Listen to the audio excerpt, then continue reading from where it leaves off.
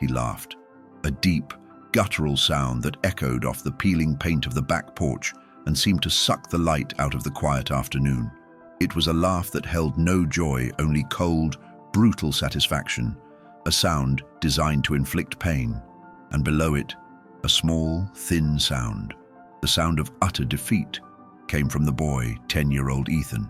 Ethan wasn't just crying, he was weeping, his body convulsed with the sorrow of a loss too profound for his young shoulders. His worn, faded baseball glove, the one his biological father, lost to the sea years ago, had given him, the only thing he had left that smelled faintly of salt and cedar and hope, now lay shredded in the dirt, slashed to ribbons by the rusty blade of a garden shear. The man standing over him, towering and bulked out with cheap beer and cruelty, was Dale. Dale, his mother's new boyfriend, a human storm cloud who had decided today that Ethan's small source of comfort was too loud, too insistent, too much of a reminder that Dale was not the primary figure in this tiny, miserable universe. Dale's laughter was the soundtrack to Ethan's complete and terrifying vulnerability. The boy clutched the ruined leather scraps, his heart hammering against his ribs, feeling the primal fear of the predator looming over the prey. He knew instinctively that this destruction wasn't about the glove. It was about power, about extinguishing the last spark of light in Ethan's eyes. Dale wiped a tear of mockery from his own eye, leaning on the tool with a smug, casual confidence. He was untouchable, protected by the thin walls of their rented trailer and the tacit understanding in this forgotten corner of the county that domestic problems were private property. "What are you going to do, cry harder?" he sneered, his voice thick with condescension. "Maybe your daddy will hear you from the bottom of the ocean, huh?" That last line, a low blow that hit Ethan not in the stomach, but directly in the fragile membrane of his memory, caused the boy's cry to peak into a desperate wail. Dale just grinned, a grotesque expression of victory. He turned to go back inside, dismissing the wreckage he had made, ready to settle back into his worn recliner and watch sports, completely unaware that his moment of petty tyranny was being recorded, not on a camera, but on the soul of a man who understood darkness intimately. That man was named Ghost. He wasn't watching from the neighboring trailer. He was perched atop a ridge, half a mile away, obscured by a thicket of scrub oak and the shimmer of the late afternoon heat. Ghost wasn't his real name. No one outside of a small, heavily vetted circle knew his real name anymore, but it suited him. He was a shadow, a whisper, and most relevantly to this story, the sergeant-at-arms of the local chapter of the Bandidos Motorcycle Club. To the law, Ghost was a felon, a known associate in illegal activities, a figure of fear and caution. He wore his cuts, his ink, and his reputation like a heavy protective armor. His presence alone was enough to silence most bars, and his gaze, usually cold and assessing, was currently fixed on the tiny trailer park through a high-powered set of binoculars. Ghost wasn't there to spy on Dale, but rather to meet a contact further down the road. But when his gaze swept across the small patch of green where the boy was playing, and then saw the hulking figure of Dale towering over the child, his professional focus snapped. He watched the whole thing, the casual destruction, the heart-wrenching sob, the vile, triumphant laughter. Ghost saw the glove sliced, but what truly jolted him was the look of pure, unadulterated pleasure on Dale's face as he mocked the boy's dead father. Ghost had seen true evil in his life, the kind that dealt in drugs, violence, and territory. But this quiet, personal sadism directed at a defenseless child struck him with the force of a physical blow. It was the kind of cruelty that wasn't about profit or power struggle. It was about fundamentally breaking another human being, and it was disgusting. Ghost had a sister who had faced similar monsters when they were kids, and the memory, sharp and unforgiving, dug its claws into his gut. The code of the Bandidos was complex, written in blood and loyalty to the patch, but there was an unwritten, fiercely held truth that existed beneath the surface of their outlaw existence. Protect the innocent who cannot protect themselves. They were the wolves, yes, but wolves sometimes kept the sheep safe from the worst predators. He lowered the binoculars, the world spinning back into its normal, immediate reality. His face, usually a mask of granite indifference, was taut with a slow, burning rage. He reached for the satellite phone secured to his bike's saddlebag. He didn't text. He didn't deliberate. He hit the one speed dial that connected him to the clubhouse's main line, and the call was answered on the first ring by their club president, a giant named Bull. "Ghost, what's the trouble?" Bull's voice was a low rumble, instantly serious. Ghost's voice, usually a rasp, was steady, flat, and ice-cold. "I got a situation. Trailer park off Highway 92. A dog that needs putting down, and a kid who needs a friend." He paused, choosing his words with surgical precision. "Bull, this is not a negotiation. I need 40 bikes, full patch attendance, no exceptions, and I need them now. Quiet approach until the last half mile. I want a statement made, Bull, a clean sweep. This kid is broken. We fix it." Bull didn't ask what the situation was. Ghost calling a full patch assembly for a spontaneous, unplanned action meant it was existential. Bull knew Ghost's past, his line in the sand. 40 is a lot, Ghost," Bull replied, not in protest, but logistics. "We got crews scattered." "Then you bring them in," Ghost hissed. "Tell them it's an emergency run. Tell them the cost of not showing up is cleaning the clubhouse latrines for a year. Just get them here. Now." "Understood, brother," Bull said, the tone shifting to absolute resolve. Code red, wheels up in 10. The line clicked dead. Ghost tucked the phone away, the silence of the ridge suddenly deafening. He mounted his massive Harley Davidson, the chrome gleaming dully in the fading sun. He started the engine, the low, powerful idle a promise of the storm to come. He didn't ride down yet.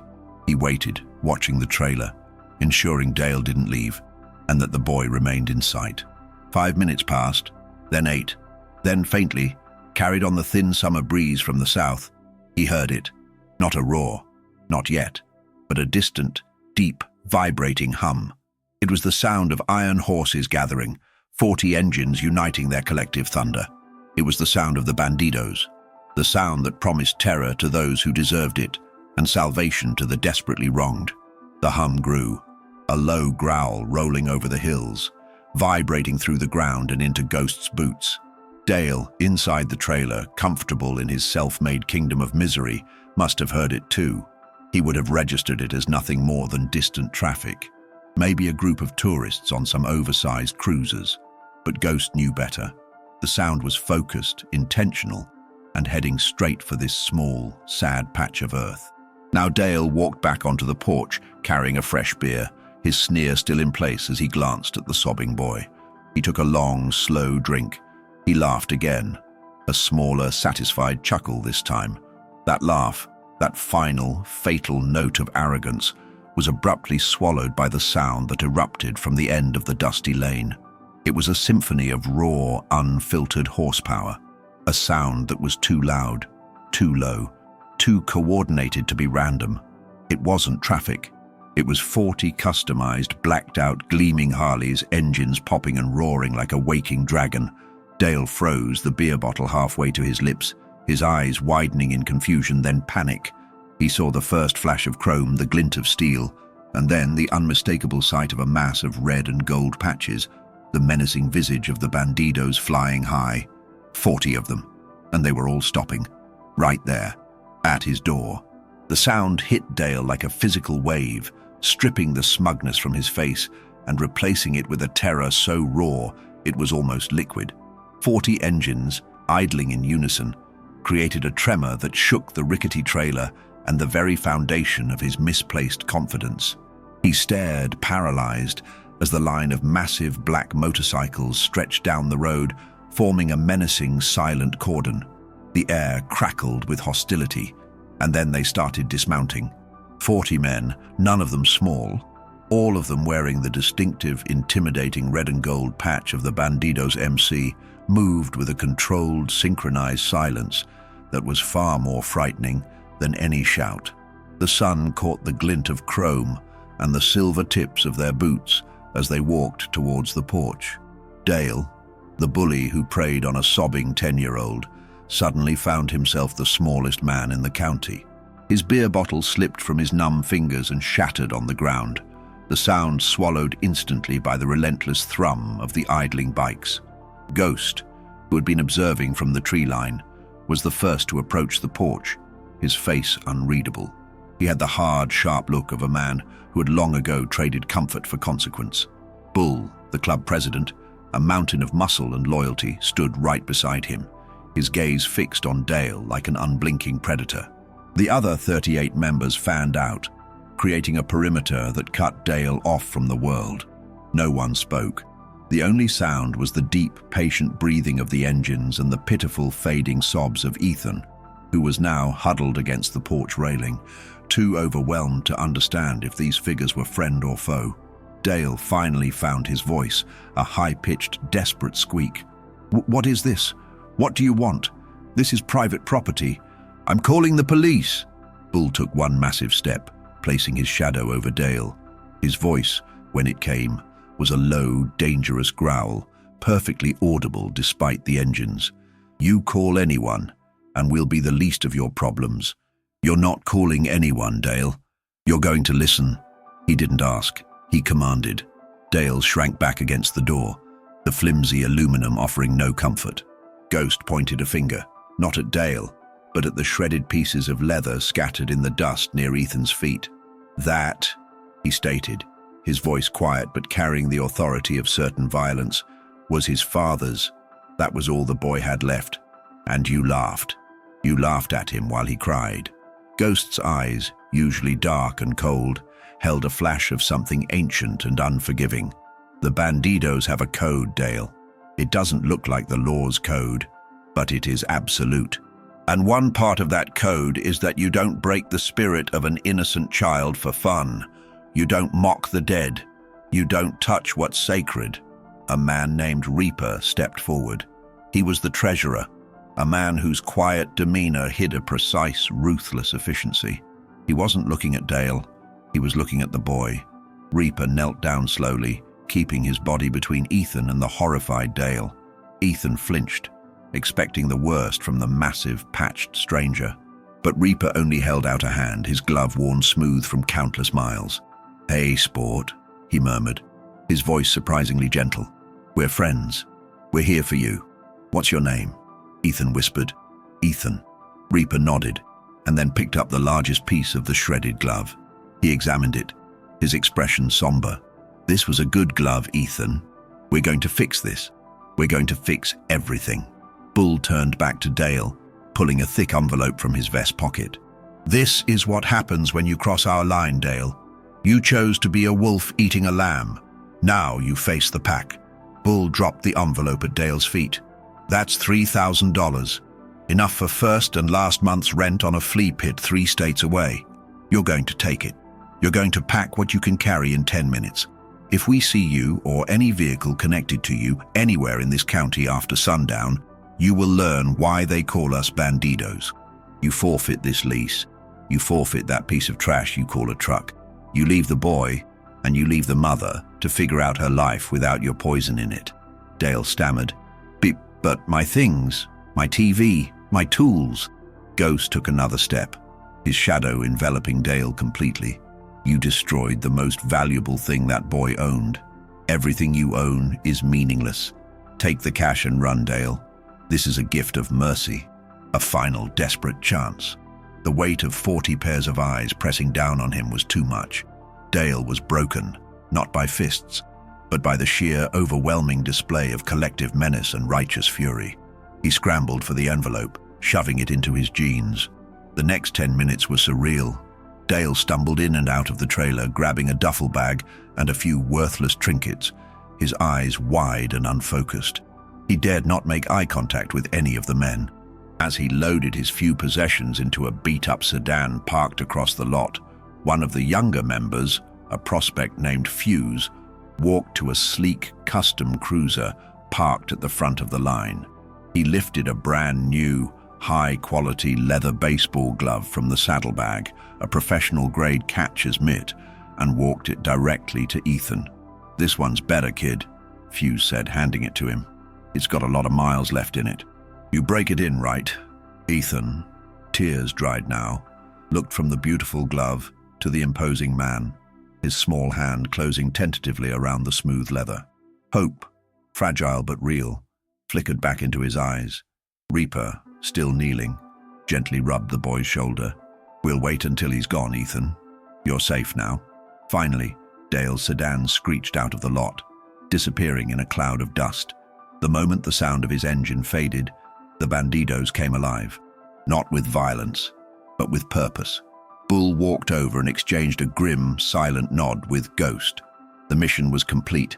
The threat was neutralized, not with a phone call to Child Protective Services, which could take months and traumatize the child further, but with immediate, overwhelming, and unforgettable pressure.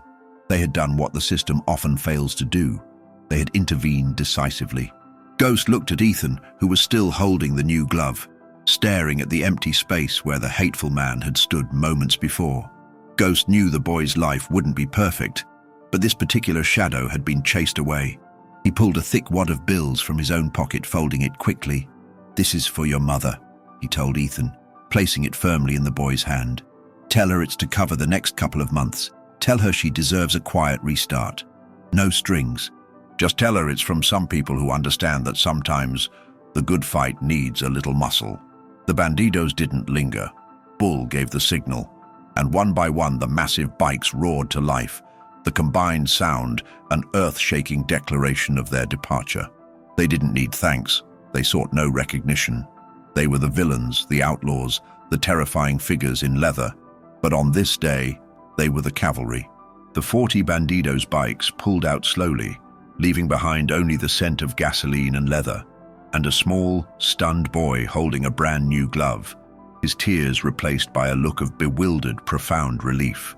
As the roar of the engines faded into the distance, Ethan looked down at the money, then at the perfect, unbroken glove, a quiet realization settling in his 10-year-old heart.